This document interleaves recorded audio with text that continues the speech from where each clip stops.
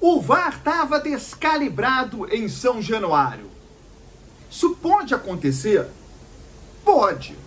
Não deve, mas pode. O VAR pode quebrar durante o jogo? Pode. Pode acontecer uma partida sem VAR? Pode. A maioria dos jogos do Campeonato Brasileiro, inclusive, são disputados sem o VAR. Não deve acontecer, mas pode acontecer. E aconteceu em São Januário. O principal problema não está em ter ou não a tecnologia do VAR para definir as linhas de impedimento, de gol, de área, porque pode definir se uma falta foi ou não dentro da área, né? Então a linha ali é importante. O grande problema é a não informação disso aos jogadores, principalmente, e aos envolvidos na partida. Por quê? Porque interfere demais na conduta do atleta, interfere demais na tática do jogo. Por quê? Quando você faz uma linha de impedimento, tendo a convicção de que tem lá uma tecnologia para definir a posição ilegal do adversário, você faz a linha de impedimento com total segurança. E se não tem a tecnologia, se você sabe que não vai haver a tecnologia, você às vezes pode até abrir mão dessa linha de impedimento por não confiar no auxiliar e no olho do árbitro, que às vezes, ou melhor, a gente sabe que é difícil, tanto é que a FIFA colocou o VAR, por entender que humanamente é impossível detectar em alguns momentos se houve ou não o impedimento. Você faz uma linha de impedimento e às vezes deixa de acompanhar uma jogada por absoluta convicção de que a tecnologia vai dirimir a seu favor aquela dúvida. Se não há tecnologia, você vai acompanhar uma jogada. Você vai deixar de fazer a linha de impedimento. Então, eu acho o seguinte, que era fundamental avisar aos envolvidos de que aquela tecnologia não estava à disposição do jogo Vasco e Internacional. Ponto. Segundo ponto, e aí importantíssimo, e eu ouvi um pouco alguém falando sobre isso e falou muito mal, inclusive. Não vou nem falar o nome da pessoa aqui para não ser deselegante. Quando tem o VAR marcando as linhas de impedimento, a recomendação para a arbitragem é de que deixe o lance seguir, não para o lance. Por quê? Porque o VAR vai tirar a dúvida se o lance foi legal ou não. No jogo, abrindo parênteses, no jogo do Maracanã, o trio de arbitragem foi errado.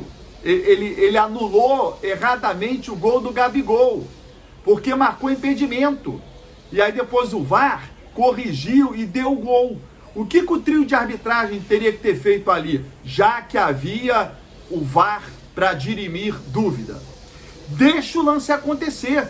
E aí o VAR, olha, valeu ou não valeu. Não é dar o impedimento, como fez o trio de arbitragem, anulando o gol do Gabigol e corrigido pelo VAR. Preste atenção, torcedor. Se o VAR estivesse descalibrado no Maracanã, o gol do Gabigol seria invalidado. Por quê? Porque na ausência do VAR, vale a decisão de campo.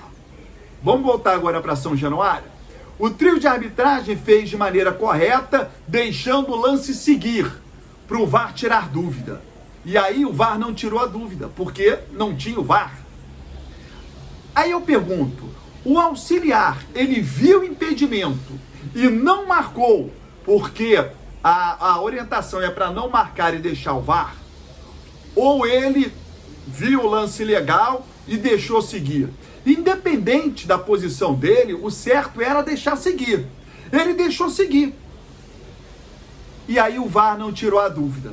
O correto seria o seguinte, o auxiliar viu o impedimento e levantar a bandeira, já que não tem a tecnologia.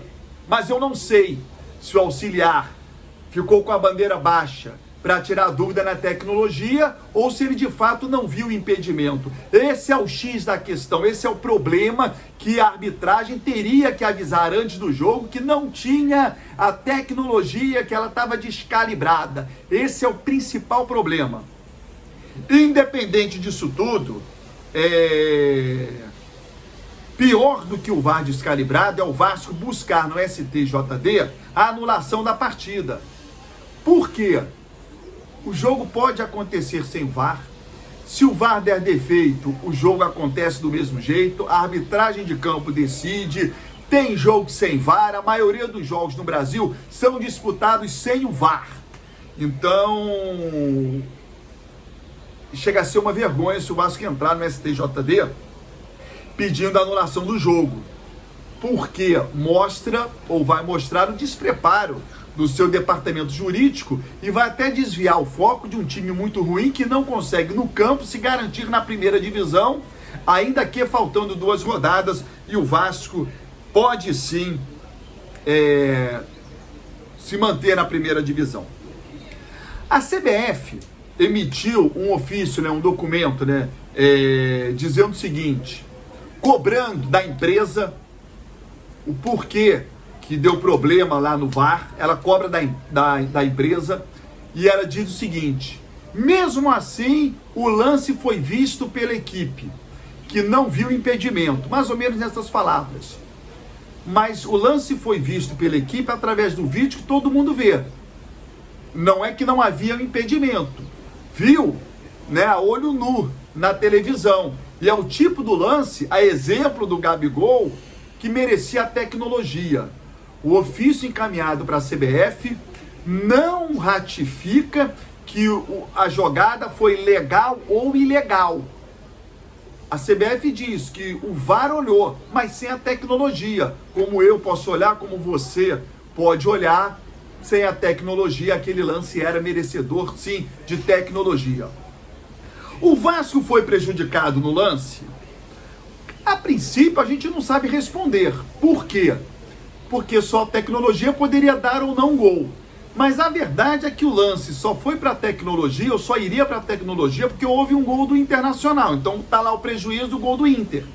Ele pode corrigir ou não. Então, realmente, se houve algum beneficiado, foi o Internacional. E para alguém ser beneficiado, alguém precisa ser prejudicado. Então, o Vasco realmente foi prejudicado, porque o lance não pôde ser revisto pela tecnologia. Mas o Internacional ganhou de 2-0. O Vasco não deveria recorrer.